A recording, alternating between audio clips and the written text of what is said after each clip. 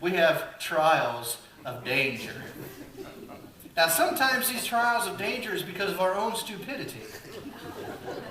But it is true that we have trials of danger. We do things sometimes that get us into dangerous situations, and we have trials. We have trials of sacrifice. Our Church of God missionary, one of them in Ecuador, John Lambert, emailed and told about a recent break-in.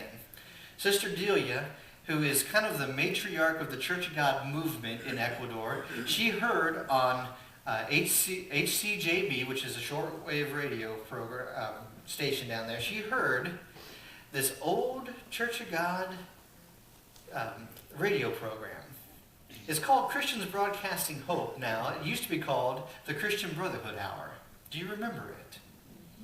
Well, she heard that in her own language in WHC or HCJB. So she wrote to Anderson and said, "I'd like to attend a church. I like the truth that I heard. I'd like to attend a Church of God." And they had to have the sad duty of writing back to her and saying, "There is no Church of God in Ecuador." Well, Delia is a little bit different than most Ecuadorian women. She wrote back and said, "You mind if I start one then?" And of course, we said, "No, you can't start a Church of God." No, we sent information on how to start a Church of God, and she started planting a Church of God in Ecuador. And that has been a lifelong pattern of hers. She has planted one in Quito, Ecuador. She went out to the outskirts of Quito, planted another one. She's done one in the jungles of Ecuador. She's in another part of the jungles of Ecuador, another part of the country, and she's planting another one. Well, some men of the village that she's planting this church in broke into her house while she and her daughter Paula were there. And not only did they break in the house, they were in masks, they had machine guns, and they abused them for a period of time. And they killed all the dogs, killed most of their cattle. She's making sacrifices. Now, she's putting the weight on of sacrifice for the gospel. You know what's kind of interesting, though? In her first church plant, she had persecution. Not as rampant as this persecution. In her second church plant, she had opposition. In her third transplant, or church plant, she had opposition. And today, she has even greater opposition. Do you think that she could manage this great opposition if it weren't for that first opposition? No, she's been training to sacrifice for the Lord. You know, Sister Delia, and we should pray for Sister Delia. Sister Delia is a dear lady. She broke down after getting some medical treatment in Quito after this whole abuse situation happened. And the brothers and sisters in Quito were saying, "Sister Delia, don't go back. Just stay here with us." She cried and she said, "But there's so many lost people there." You know what's going to happen? I almost guarantee it. I can't say it for sure, but I almost guarantee it. Because Sister Delia will put on the weights of sacrifice and go through this trial. I almost guarantee that some of those gunmen are going to come to Christ. I almost guarantee it. I can't wholly guarantee it, but I almost do. Because that seems to be the pattern in Ecuador. Those who are against the church become Christians. There's sacrifice, real sacrifice out there.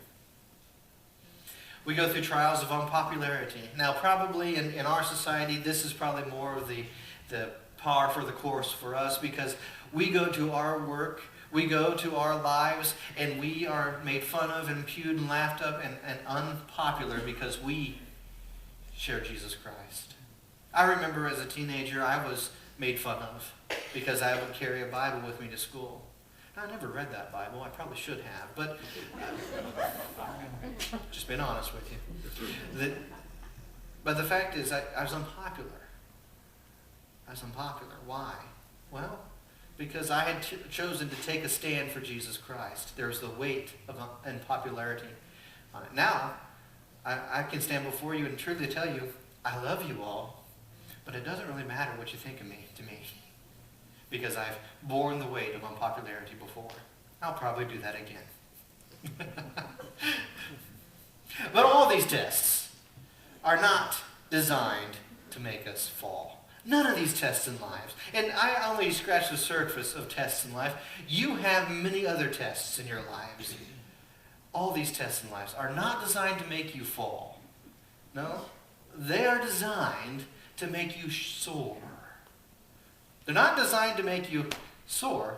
They're designed to make you soar. Now that's kind of a difficult English word there, but we are given these tests not so that we can be weighed down and bogged down and finally unable to move. We are given these tests so that when we take these weights off, it feels like I don't have anything on me. And then we can start singing these songs that we sing in the church about freedom and about how God has delivered us from all the things that we have been going through. Now, is the Christian life easy? No. It's a weight training exercise. But after those weights are lifted from you, you can deal with life in a way that is abundant and free, and you're prepared to deal with it. So what is the payoff of the tests? Well, the payoff of the test is not just that we soar like an eagle. It's consistency. This is the payoff. Is that when you go through trials in your life, and some of them are difficult trials, some of them you have no idea why you're going through it. If you approach the trial and you overcome the trial by clinging to Christ, you have within your character a built-in consistency. A consistency of character that draws others to Christ. Why is it that Sister Delia, that I mentioned earlier, can go from one place to the other and have people even follow her from one city to the other to help start churches? Because she's consistent in her approach to Jesus Christ.